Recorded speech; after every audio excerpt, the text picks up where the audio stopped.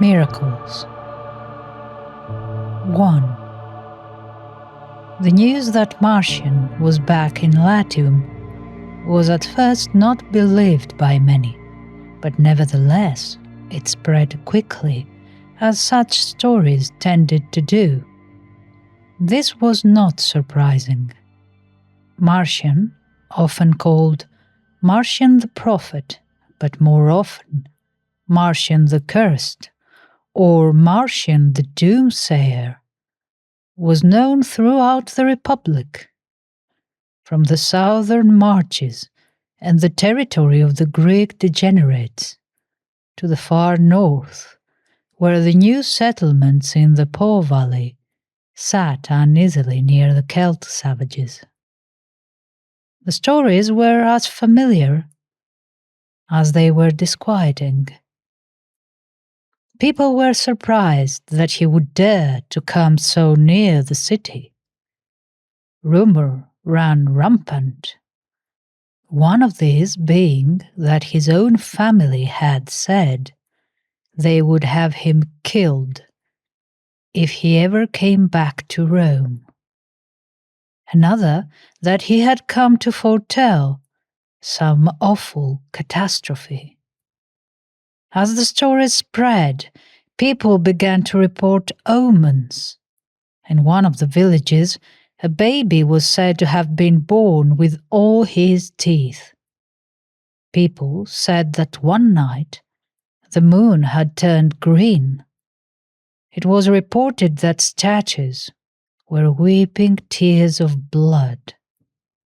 Streams were seen running uphill. Nobody was surprised by these, but they were surprised when yet another rumor began. Namely, that Lucius Pomponia, one of the richest men in Casinum, wanted to meet the notorious seer. Some people who believed this story said that this was what happened if someone had too much good fortune, that it had to be paid for, and that evidently Lucius was going mad. They, however, were very much the minority, as Pomponia was very well liked. Most who did hear the story also hoped it wasn't true. For the same reason, Lucius Pomponia being considered a fine man. 2. If the Latium region produced the best wine in Italy, then most people in the Latium town of Casinum agreed that the best of the best wine came from Lucius Pomponia's estate. It was truly excellent.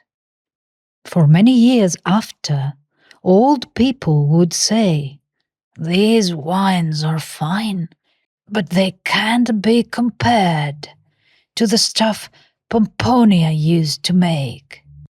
That was what you call wine, especially the real stuff, the reds. Those were the good old days, not the same quality to anything now." Perhaps this could have led to jealousy, but it didn't.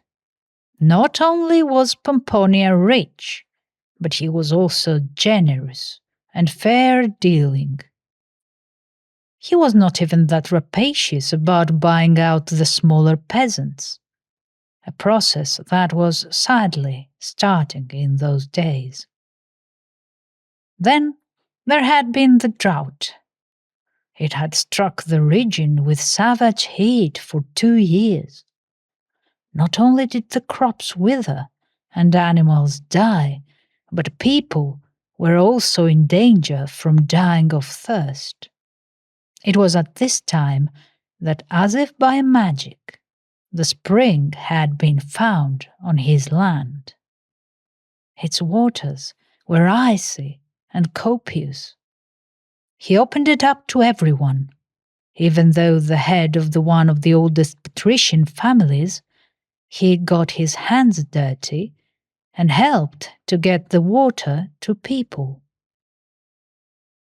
Men were proper men in those days, the old people would sometimes say.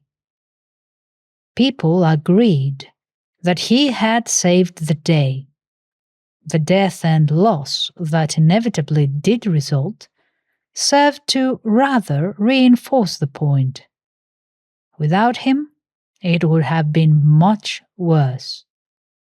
They also remembered when a merchant from Naples who sold the chalk and marble dust, used to make the wine less acidic, had nearly cheated many of them.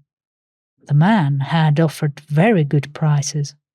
People were going to buy, but Pomponia had rubbed some of the powder between finger and thumb and announced, "This cur is trying to do us.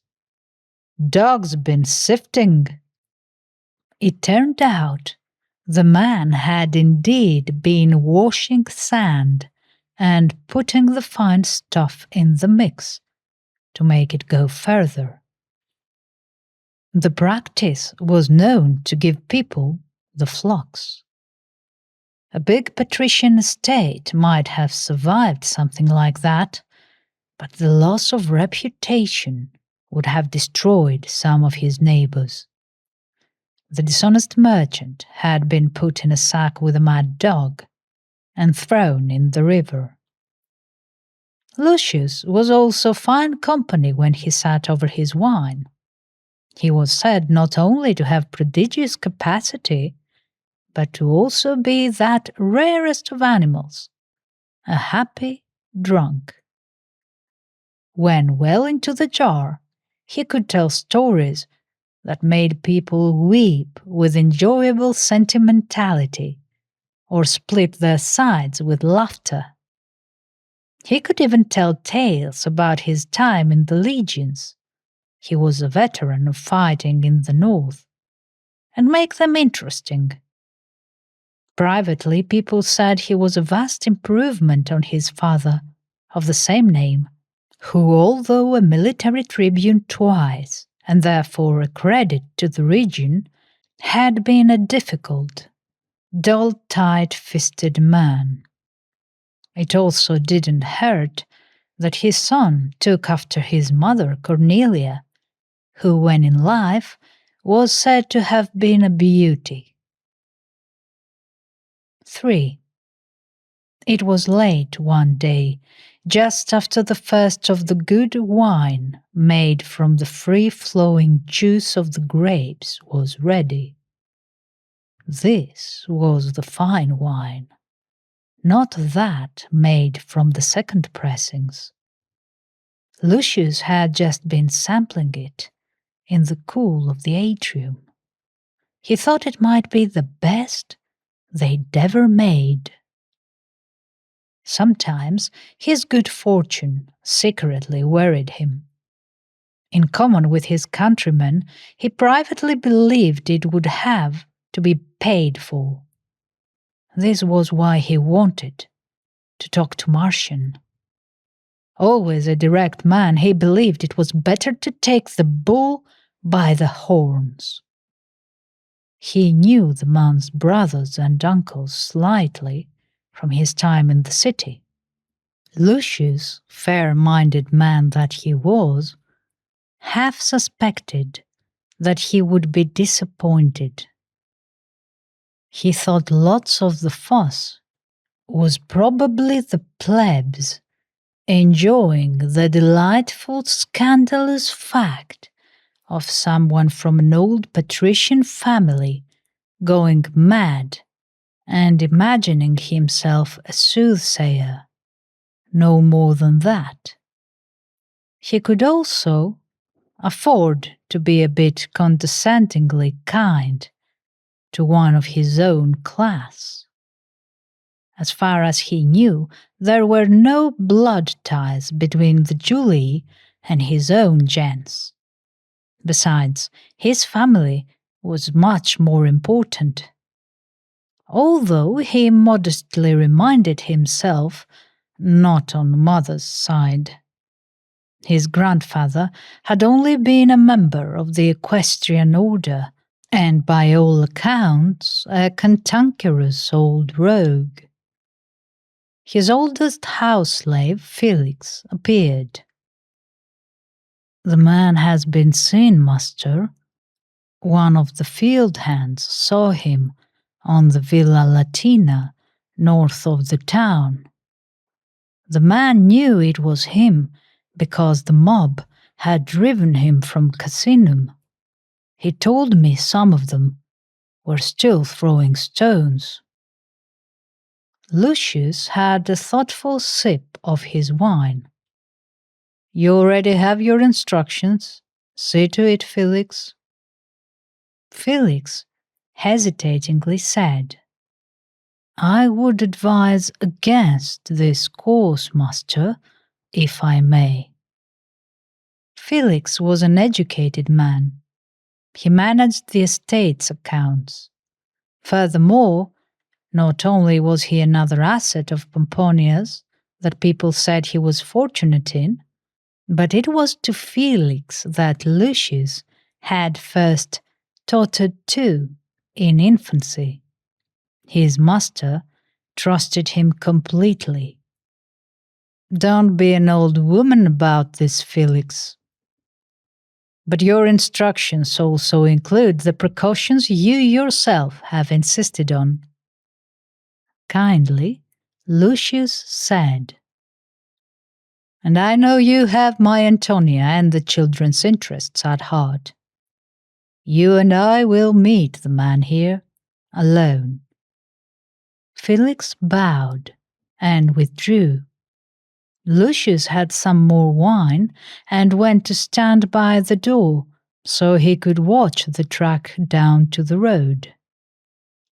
Unconsciously, he touched the household altar by the doorway. 4. Felix returned to the atrium about 2 hours later. "I have met the man, master, at the 3rd milestone south. I did as you instructed. Told him he is invited up to the villa this evening, that he is to come at early twilight, that he may make use of the bathhouse and then be received by you, but only if he does not have one of his compulsions to speak about any of the living family or household other than yourself." "Did you give him the food and the little amphora as I instructed?" asked Lucius. "Yes, master, and I told him that if he felt unable to come, that he could refresh himself and rest just within the fields, that before he moved on again, we would get him more to eat." Felix hesitated, then went on. "When I passed him the bundle, the man wept. He said, 'Please thank my cousin Lucius for his kindness.' He is not what I expected, master. The man is in a pitiable condition." Lucius raised his eyebrows. "That was a strange thing for him to say. As far as I know, there are no blood ties between his family and mine. Unusual enough in old ones like ours for him to surely already know that." Felix stood silent, his face grave. "Well," said Lucius, "do I have to ask?" "Martian Caesar says he will come." 5. Felix showed Martian in. Lucius had been shocked in more ways than one. The man was very small and horribly thin. At least he was now washed and properly clothed. When he had come up the hill, he had been clad in rags and filthy. Martian had turned and bowed to the household altar like a normal person, showing better manners than some Lucius could think of by not actually touching it. The man looked around nervously. From the shadowed alcove where he discreetly watched, Pomponia saw a face that in some ways reminded him of the man's family. Like them, he had the same high, broad forehead, the same hooked nose. The man was, of course, balding. Sometimes the Caesars were called by unkind wits the hairy men for this fact. There, however, the resemblance ended. Marcian had a curious pointed chin. The mouth above it seemed too wide for his face. It looked to be made for expressive grinning and smiling, but trembled now with anxiety and fatigue. The most startling thing about him was, of course, his eyes. These were huge, and unlike his brothers and uncles, set far apart. They were a startling green color. Pomponia knew that his old boyhood Greek tutor would have condemned the use of an expression like eyes that had seen too much as a cheap device of poor rhetoric. He need not have worried. The impression Marcian's eyes had on Lucius Pomponia was one of washed out dilution. The vivid green color was there, but somehow there was no strength behind it. It couldn't travel beyond them.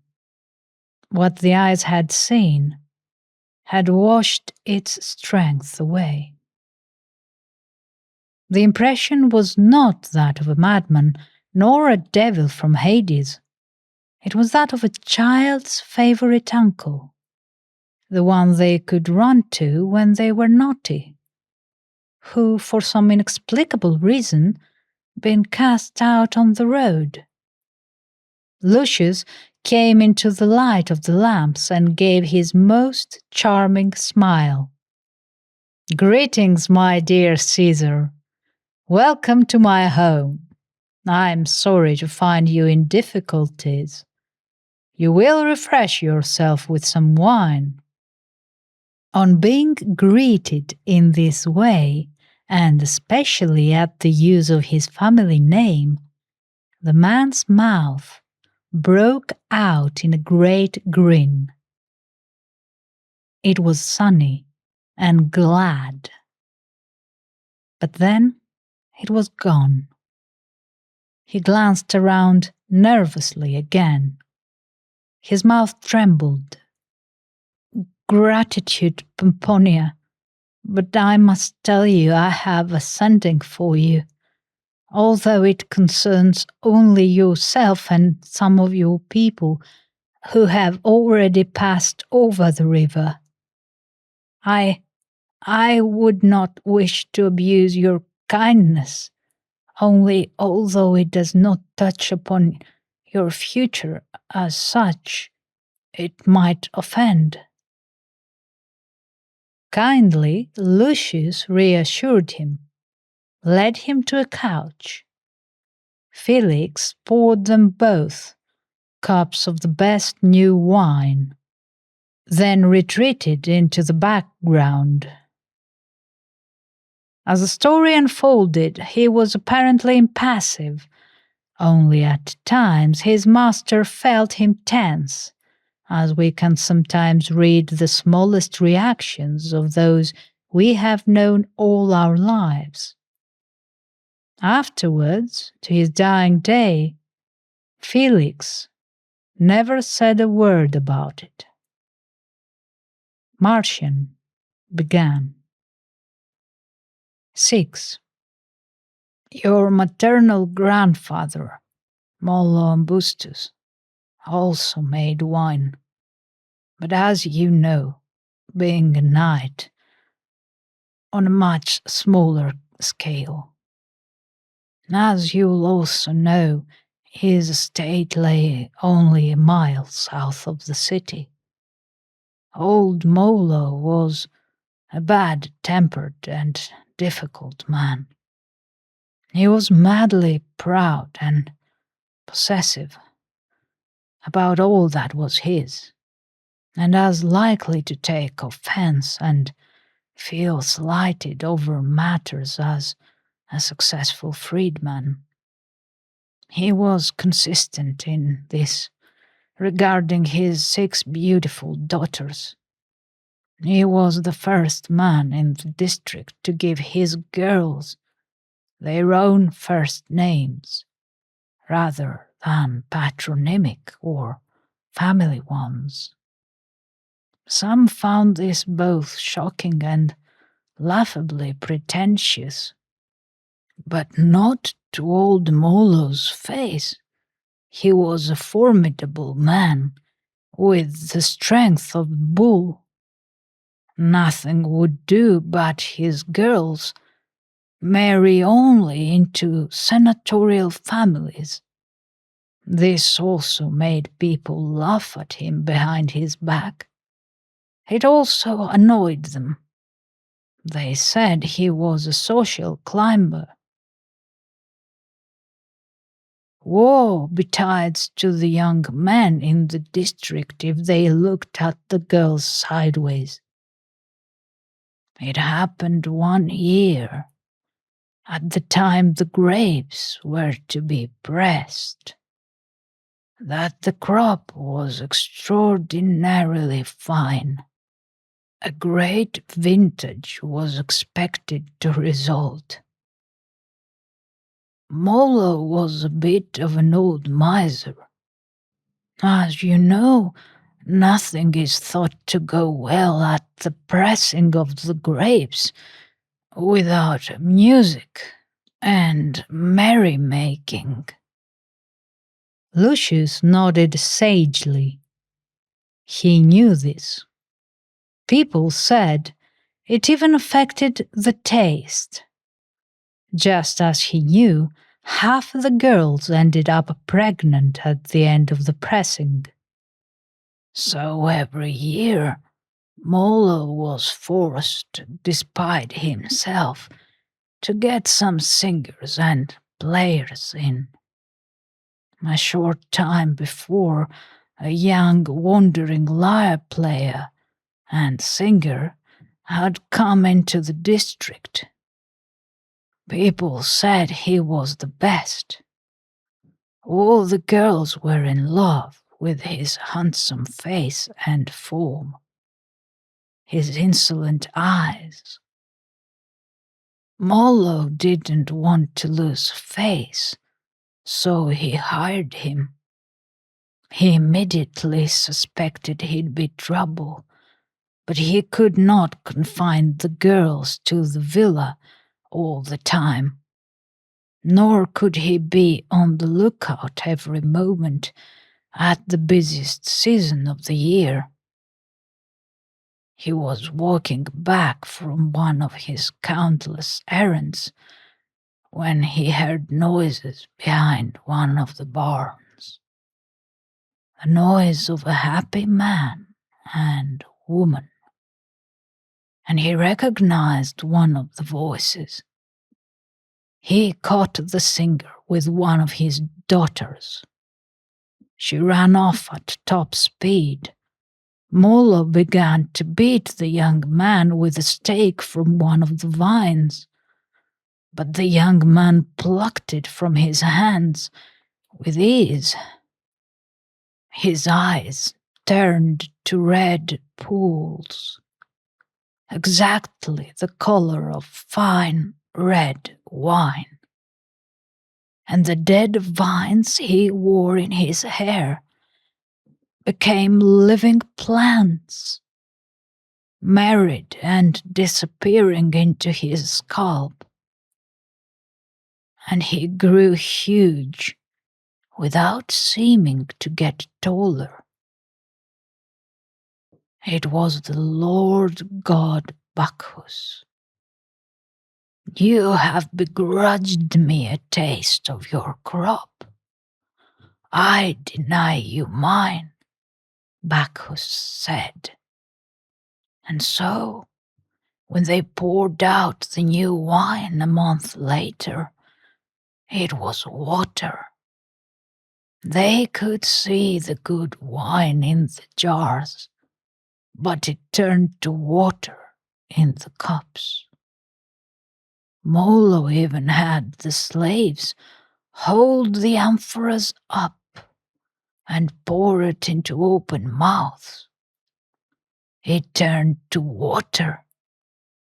Water! Molo went mad. He sold the slaves off cheap, told no one, and smashed and burned the barns. 7. Silence in the atrium. In the background, Felix, thunderously silent. Slowly, Lucius asked, Marcian, do I need to ask the name of the daughter? He managed to keep his voice level. Hesitatingly, the prophet answered in a quiet voice. She ran off to the city, to her mother's people. They hid her at a neighbor. There she met and married the tribune, who fell in love with her quickly. People said she had a glow about her. And I was a 7th-month child, said Lucius. In the same quiet voice, Marcian answered, So you see, I was correct to call you cousin.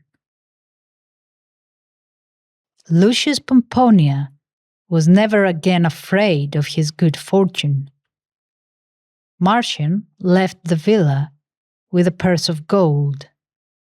However, Marcian did not go far, although people were cunningly led to believe he had. Pomponia had a small farm high up in the back country. Here, the soothsayer found a haven. He was supplied with everything he needed. And at the turning of that year, long, long ago, he began to write. And that was today's story. Until our next amusing little tale, Stephen and Naya wish you farewell.